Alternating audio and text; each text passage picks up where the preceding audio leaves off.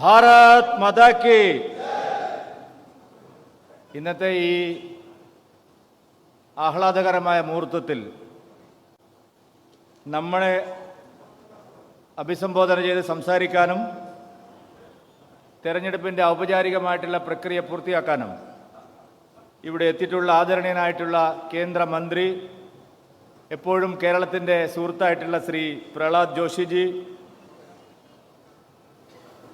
ഭാരതീയ ജനതാ പാർട്ടിയുടെ പുതിയ സംസ്ഥാന അധ്യക്ഷനായി ഐകകണ്ഠേന തെരഞ്ഞെടുക്കപ്പെട്ടിട്ടുള്ള നമ്മുടെ എല്ലാവരുടെയും പ്രിയങ്കരനായ ശ്രീ രാജീവ് ചന്ദ്രശേഖർജി അവർകൾ, ശ്രീ പ്രകാശ് ജാവ്ദേക്കർജി, ശ്രീമതി അപരാജിത സാരംഗിജി, കേന്ദ്രമന്ത്രിമാരായിട്ടുള്ള ശ്രീ സുരേഷ് ഗോപി, ശ്രീ ജോർജ് കുര്യൻ, ഏറ്റവും തലമുതിർന്ന നേതാവ് പാർട്ടിയുടെ ആദ്യത്തെ സംസ്ഥാന അധ്യക്ഷൻ ഒ രാജഗോപാൽജി അടക്കം ഈ വേദിയിലും സദസ്സിലുമുള്ള എല്ലാ മുതിർന്ന നേതാക്കൾക്കും, പാർട്ടിയുടെ സംസ്ഥാന കൗൺസിൽ അംഗങ്ങൾക്കും, എല്ലാ ജില്ലകളിൽ നിന്നുമായി ഇവിടെ എത്തിയിട്ടുള്ള മുതിർന്ന എല്ലാ പാർട്ടി ഭാരവാഹികൾക്കും, ഈ സമ്മേളനം വീക്ഷിക്കുന്ന മറ്റ് സഹപ്രവർത്തകർക്കും, ഈ സമ്മേളനം ജനങ്ങളിലെത്തിക്കാൻ ഇവിടെ എത്തിയിട്ടുള്ള മാധ്യമപ്രവർത്തകർക്കും എല്ലാവർക്കും എൻ്റെ വിനീതമായ നമസ്കാരം. ഇന്നത്തെ ദിവസം ശ്രീ രാജീവ് ചന്ദ്രശേഖർജിയുടെ വാക്കുകൾ കേൾക്കാനാണ് നമ്മളെല്ലാവരും കാത്തിരിക്കുന്നത്. അതിനു മുമ്പ് പ്രഹ്ലാദ് ജോഷി രാഷ്ട്രീയ വിഷയങ്ങൾ ഇവിടെ സംസാരിക്കും. അതുകൊണ്ട് സ്ഥാനമൊഴിയുന്ന അധ്യക്ഷൻ എന്നുള്ള നിലയിൽ അധികം സമയം പ്രസംഗിക്കാൻ ഞാൻ ഈ അവസരം ഉപയോഗിക്കുന്നില്ല. കഴിഞ്ഞ 5 വർഷം ഭാരതീയ ജനതാ പാർട്ടിയുടെ സംസ്ഥാന പ്രസിഡന്റായി നിങ്ങളുടെ എല്ലാവരുടെയും അനുഗ്രഹാശിസ്സുകളോടെ, നിങ്ങളുടെ എല്ലാവരുടെയും പിന്തുണയോടുകൂടി കഴിഞ്ഞ 5 വർഷം പ്രവർത്തിക്കാനുള്ള അവസരം എനിക്ക് ലഭിച്ചു. ഭാരതീയ ജനതാ പാർട്ടിയുടെ ചരിത്രം നോക്കിയാൽ ശ്രീ ഒ രാജഗോപാൽജി മുതൽ Shri P S Sreedharan Pillai sir വരെയുള്ള അനേകം മഹാരഥന്മാരായിട്ടുള്ള നേതാക്കന്മാർ, രാജേട്ടൻ രാമപിള്ള സാർ, അതുപോലെ സി കെ പത്മനാഭൻജി, മാരാർജി, അന്തരിച്ചു പോയ മാരാർജി, ശ്രീധരൻ മാസ്റ്റർ, കൃഷ്ണദാസ് ജി, മുരളിയേട്ടൻ, അതുപോലെ ശ്രീധരൻ പിള്ള സാർ, അങ്ങനെ വിവിധ മേഖലകളിൽ കഴിവ് തെളിയിച്ചിട്ടുള്ള പ്രഗത്ഭരായിട്ടുള്ള ആൾക്കാരുടെ കൂട്ടത്തിലാണ് കഴിഞ്ഞ 5 വർഷത്തിന് മുമ്പ് ഒരു സാധാരണക്കാരനായിട്ടുള്ള ഒരു പാർട്ടി പ്രവർത്തകന് ഇങ്ങനെയുള്ള ഒരു അവസരം പാർട്ടിയുടെ കേന്ദ്ര നേതൃത്വവും സംസ്ഥാനത്തെ നേതൃത്വവും എനിക്ക് നൽകിയത്. കഴിഞ്ഞ 5 വർഷം ലഭിച്ച ആ ഒരു അവസരത്തിന് BJPയിൽ മാത്രമാണ് ഏതൊരു സാധാരണ പ്രവർത്തകനും അതിൻ്റെ ഏത് പദവികളിലും എത്തിച്ചേരാൻ കഴിയുന്ന ഒരേ ഒരു political party Bharatiya Janata party മാത്രമാണ് ഇന്ത്യയിൽ. അതുകൊണ്ട് ആ ആനുകൂല്യമാണ് കഴിഞ്ഞ 5 വർഷം മുമ്പ് എനിക്ക് ലഭിച്ചത്. ശ്രീ നരേന്ദ്രമോദിജിയുടെ നേതൃത്വത്തിൽ രാജ്യമാസകലം ഭാരതീയ ജനതാ പാർട്ടി ഐതിഹാസികമായ മുന്നേറ്റം നടത്തിക്കൊണ്ടിരുന്ന ഒരു കാലയളവിൽ കേരളത്തിൽ നമ്മുടെ സംഘടനാ പ്രവർത്തനം, ജനപിന്തുണ അത് വർദ്ധിപ്പിക്കാൻ ആവശ്യമായിട്ടുള്ള നിരന്തരമായ പരിശ്രമം 1980 മുതൽ അതിനു മുമ്പ് ജനസംഘ കാലത്തും നമ്മുടെ പൂർവ്വസൂരികളെല്ലാം നിരന്തരമായ കഠിനാധ്വാനവും പരിശ്രമവും നടത്തിയാണ് നാം ഇന്ന് ഈ നിലയിൽ എത്തിച്ചേർന്നിരിക്കുന്നത്. ഇന്ന് അഭിമാനത്തോടുകൂടി കേരളത്തിലെ മറ്റേത് രാഷ്ട്രീയ പാർട്ടിയോടും കിടപിടിക്കാൻ കഴിയുന്ന ജനപിന്തുണയും സംഘടനാ ശക്തിയുമുള്ള ഒരു പാർട്ടിയായി ഭാരതീയ ജനതാ പാർട്ടി കേരളത്തിൽ മാറിക്കഴിഞ്ഞിരിക്കുന്നു എന്നുള്ളതാണ് സത്യം. ശ്രീ നരേന്ദ്രമോദിജിയുടെ ആശയങ്ങൾ, അദ്ദേഹത്തിന്റെ നിലപാടുകൾ ഇന്ന് കേരളത്തിലെ ജനങ്ങൾക്ക് സുപരിചിതമാണ്. കേരളത്തിലെ ജനങ്ങൾ സ്വീകരിച്ചിരിക്കുന്നു. ഇവിടെ ഉണ്ടായിരുന്ന ഏറ്റവും വലിയൊരു നെറേറ്റീവ്, നിങ്ങൾ ഇങ്ങോട്ട് വേണ്ട, വിദ്യന് തെക്ക് ഇപ്പുറത്ത്, വാളയാറിന് ഇപ്പുറത്ത് നിങ്ങൾക്ക് കാലുകുത്താൻ കഴിയില്ല, കേരളം BJPക്ക് ബാലികേറ മലയാണെന്നാണ് ഇതുവരെ ഉണ്ടായിരുന്ന പ്രതീതി. എന്നാൽ കഴിഞ്ഞ 10 വർഷത്തിനിടയിൽ കേരളത്തിൽ ഇത് ബാലികേറ മലയല്ല, ഇവിടെയും കേരളത്തിലും BJPക്ക് സ്ഥാനമുണ്ട് എന്ന് തെളിയിക്കാൻ കഴിഞ്ഞ 10 വർഷത്തെ 15 വർഷത്തെ നമ്മുടെ അനുഭവം നമ്മുടെ മുമ്പിലുണ്ട്. ഇന്ന് കേരളത്തിൽ ഭാരതീയ ജനതാ പാർട്ടിക്ക് ലോക്സഭയിലേക്ക് അംഗങ്ങളുണ്ട്. 20% ജനങ്ങളുടെ പിന്തുണ നമുക്ക് കിട്ടിയിട്ടുണ്ട്. നാം ഏത് വിഷയത്തിൽ എന്തു പറയുന്നു എന്ന് ചർച്ച ചെയ്യാൻ, നമ്മളെ അവഗണിക്കാൻ എത്ര വലിയ ശ്രമങ്ങൾ ഉണ്ടായെങ്കിലും നമ്മൾ അവഗണിക്കാൻ കഴിയാത്തൊരു ശബ്ദമാണ് എന്നുള്ള കാര്യം എല്ലാവരും പരക്കെ സമ്മതിക്കുന്നുണ്ട്. ഇത്തവണ CPM-ന്റെ സംസ്ഥാന സമ്മേളനം 5 ദിവസം നടന്നു കൊല്ലത്ത്. 5 ദിവസത്തിൽ 3/4 സമയവും അവരുടെ പൊളിറ്റിക്കൽ റിപ്പോർട്ടിങ്ങിന്റെ ഭാഗമായിട്ടുള്ള റിപ്പോർട്ടിങ്ങിൽ 3/4 സമയവും അവർ ചെലവഴിച്ചത് കേരളത്തിലെ BJP-യുടെ അഭൂതപൂർവമായ വളർച്ചയെക്കുറിച്ച് ചർച്ച ചെയ്യുന്നതിന് വേണ്ടിയായിരുന്നു എന്ന് നാം സമ്മതിക്കുന്നുണ്ട്. ലോക്സഭാ തെരഞ്ഞെടുപ്പ് കഴിഞ്ഞപ്പോൾ BJP പ്രകടനത്തെ സംബന്ധിച്ച് മാധ്യമ പ്രവർത്തകരും നിരീക്ഷകന്മാരും എല്ലാം വിലയിരുത്തി. ഒരാശയപരമായ വ്യതിയാനം കേരളത്തിൽ ഉണ്ടാകാൻ പോവുകയാണ്. കേവലമായ ഒരു സീറ്റിന്റെ മാത്രം വിജയമല്ല, കേരളത്തിലൊരു ഐഡിയോളജിക്കൽ ഷിഫ്റ്റ് വരികയാണ്.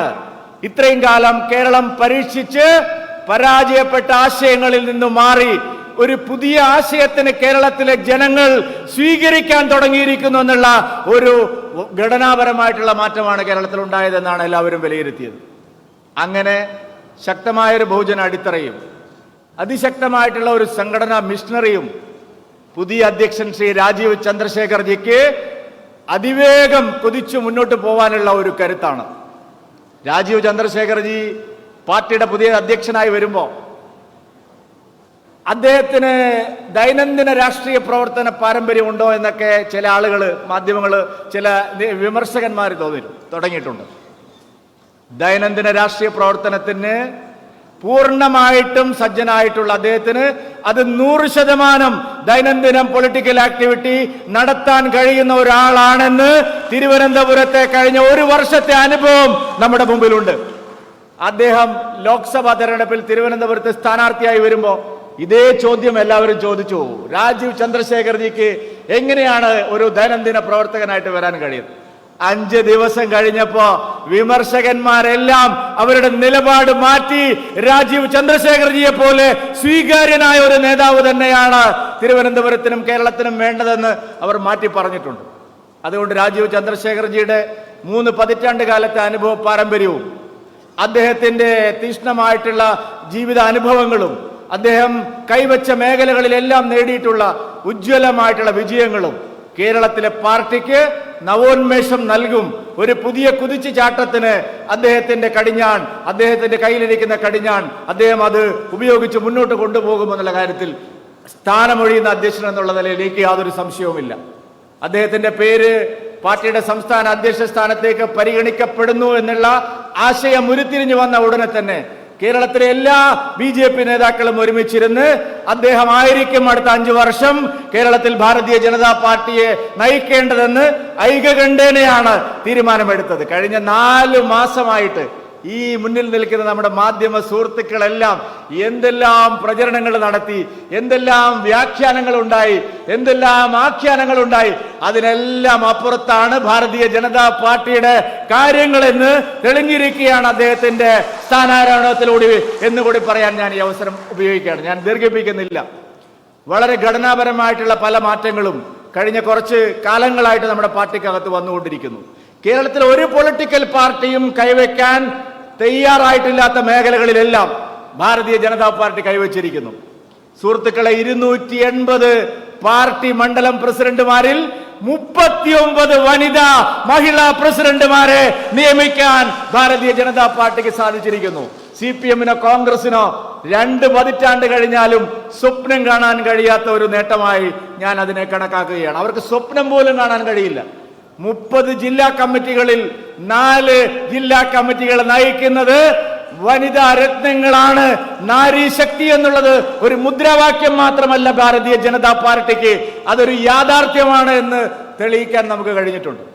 31 SC മണ്ഡലം പ്രസിഡന്റുമാർ, പട്ടികജാതിക്കാരുടെയും പട്ടികവർഗക്കാരുടെയും കാര്യങ്ങൾ സംസാരിക്കുന്ന മറ്റു പാർട്ടികൾ അവർക്ക് എവിടെയാണ് സ്ഥാനം കൊടുത്തിരിക്കുന്നത്?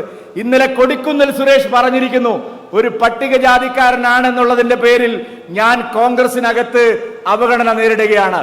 ആ കാലത്താണ് 31 പട്ടികജാതി മണ്ഡലം പ്രസിഡന്റുമാരെ നിയമിക്കാൻ ഭാരതീയ ജനതാ പാർട്ടിക്ക് സാധിച്ചിരിക്കുന്നത്.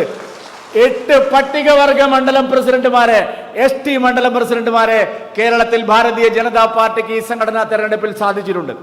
ഭാരതീയ ജനതാ പാർട്ടി ഹിന്ദുക്കളുടെ മാത്രം പാർട്ടിയാണ് എന്നുള്ള ഒരു ആക്ഷേപം എപ്പോഴും നമുക്കെതിരെ ഉയരുന്നതാണ്. അല്ല, ഇത് എല്ലാവരുടെയും പാർട്ടിയാണ്. കേരളത്തിൽ ആരൊക്കെ ജീവിക്കുന്നുണ്ടോ അവരുടെ എല്ലാവരുടെയും പാർട്ടിയാണ് ഭാരതീയ ജനതാ പാർട്ടി എന്ന് നമുക്ക് നമ്മുടെ അനുഭവത്തിലൂടെ തെളിയിക്കാൻ കഴിഞ്ഞിട്ടുണ്ട്. ഇത്തവണ 30 ജില്ലാ പ്രസിഡന്റുമാരിൽ 3 ജില്ലാ പ്രസിഡന്റുമാർ ക്രൈസ്തവ സമുദായത്തിൽ നിന്നുള്ളവരാണ് എന്ന അഭിമാനത്തോടെ പറയാൻ എനിക്ക് സാധിക്കും. ഏതെങ്കിലും 3 ജില്ലാ കമ്മിറ്റികളല്ല. ഇതാ ഇവിടെ ഇരിക്കുന്നുണ്ടല്ലോ സുരേഷ് ഗോപിജി, നമ്മുടെ കേന്ദ്രമന്ത്രി. അദ്ദേഹം തിരുവനന്തപുരത്ത് ജയിച്ച ലീഡ് ചെയ്ത 6 മണ്ഡലങ്ങളിൽ 4 മണ്ഡലങ്ങളും ഉള്ള ജില്ലാ കമ്മിറ്റിയാണ് ഞങ്ങൾ ക്രൈസ്തവ സമുദായ തൃശൂർ ആ 4 അസംബ്ലി മണ്ഡലങ്ങൾ ഉൾപ്പെടുന്ന ജില്ലാ കമ്മിറ്റിയാണ് ഒരു ക്രൈസ്തവ നേതാവിനെ നയിക്കാനായിട്ട് ഭാരതീയ ജനതാ പാർട്ടി തീരുമാനിച്ചിരിക്കുന്നതെന്നുള്ള കാര്യം പറയാൻ ഞാൻ ആഗ്രഹിക്കുകയാണ്. അവിടെ മാത്രമല്ല, കോട്ടയത്ത് ഭാരതീയ ജനതാ പാർട്ടിക്ക് ഏറ്റവും സ്വാധീനമുള്ള സ്ഥലങ്ങളിൽ, ഇടുക്കി ജില്ലയിൽ BJPക്ക് ഏറ്റവും സ്വാധീനമുള്ള സ്ഥലങ്ങളിൽ 3 ക്രിസ്ത്യൻ ജില്ലാ പ്രസിഡന്റുമാരെ ഇത്തവണ നിയമിക്കാൻ സാധിച്ചിട്ടുണ്ട്. എല്ലാ വിഭാഗം ജനങ്ങളെയും, എല്ലാ ക്ലാസുകളിലുള്ള ജനങ്ങളെയും, എല്ലാ തരത്തിലുമുള്ള സാമൂഹ്യമായിട്ടുള്ള വിവേചനത്തിന് വിധേയമായിട്ടുള്ള ജനവിഭാഗങ്ങളെയും പാർശ്വവൽക്കരിക്കപ്പെട്ടവരെയും സംസ്ഥാനത്തും മണ്ഡലങ്ങളിലും ബൂത്തുകളിലും നേതൃനിരയിലേക്ക് ഉയർത്തിക്കൊണ്ടുവരാനുള്ള കഠിനമായിട്ടുള്ള പരിശ്രമം കഴിഞ്ഞ കുറച്ചു കാലമായിട്ട് BJP നടത്തിക്കൊണ്ടിരിക്കുകയാണ്. അതിന്റെ ഗുണം ഈ നാട്ടിലെ ജനങ്ങൾക്ക് ഭാരതീയ ജനതാ പാർട്ടിയിലുള്ള വിശ്വാസം വർദ്ധിക്കാൻ സഹായകമായിട്ടുണ്ട്. ഒരു കാര്യം മാത്രം പറഞ്ഞുകൊണ്ട് ഞാൻ അവസാനിപ്പിക്കാം. 3 മുന്നണികളുള്ള സംസ്ഥാനമാണ് കേരളം. മറ്റ് പല സംസ്ഥാനങ്ങളും 2 മുന്നണികളോ 2 പാർട്ടികളോ മത്സരിക്കുന്ന സ്ഥലമാണ്. 3 മുന്നണികൾ ഓടുമ്പോൾ 3ാം സ്ഥാനത്ത് നിൽക്കുന്ന ഒരു മുന്നണിയെ നയിക്കുക അല്ലെങ്കിൽ ഒരു പാർട്ടിയെ നയിക്കുക എന്നുള്ളത് കേരളത്തെ സംബന്ധിച്ച് അനുഭവത്തിന്റെ അടിസ്ഥാനത്തിലാണ് വളരെ ശ്രമകരമായിട്ടുള്ള ഒരു ജോലിയാണ്. കാരണം ഇവിടെ കൈ നനയാതെ മീൻ പിടിക്കണമെന്ന് ആഗ്രഹിക്കുന്ന പ്രതിപക്ഷമാണ് ഇരിക്കുന്നത്. ഏത് വിഷയത്തിലും സർക്കാരിനെതിരെ ശക്തമായിട്ടുള്ള സമരങ്ങളുമായി ജനകീയ വിഷയങ്ങൾ ഉയർത്തിപ്പിടിച്ച് മുന്നോട്ട് കൊണ്ടുപോകുമ്പോൾ അതിന്റെ സ്വാഭാവികമായിട്ടുള്ള പ്രയോജനം ഈ പ്രതിപക്ഷത്തിനാണ് പോകുന്നത്. നമ്മളെ സംബന്ധിച്ച് ഏറ്റവും ബുദ്ധിമുട്ടുള്ള ഒരു കാര്യമാണത്. നാം അധ്വാനിക്കുന്നതിന്റെ ഫലം കാലാകാലങ്ങളിൽ UDF കൊയ്തെടുക്കുകയാണ്.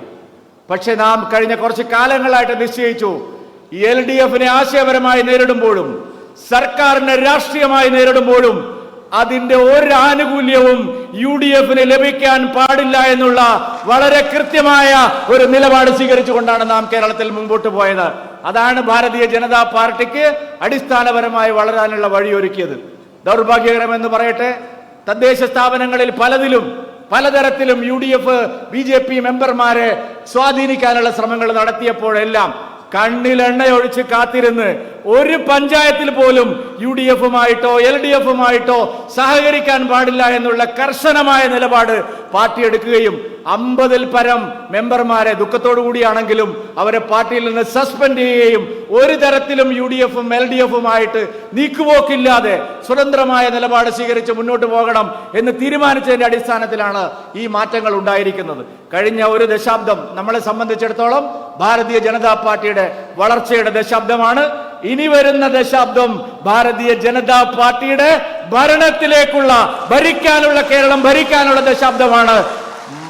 ആ ദശാബ്ദത്തിൽ പാർട്ടിയെ നയിക്കാനുള്ള ഭാഗ്യം ശ്രീ രാജീവ് ചന്ദ്രശേഖർജിക്ക് ലഭിച്ചിരിക്കുന്നു.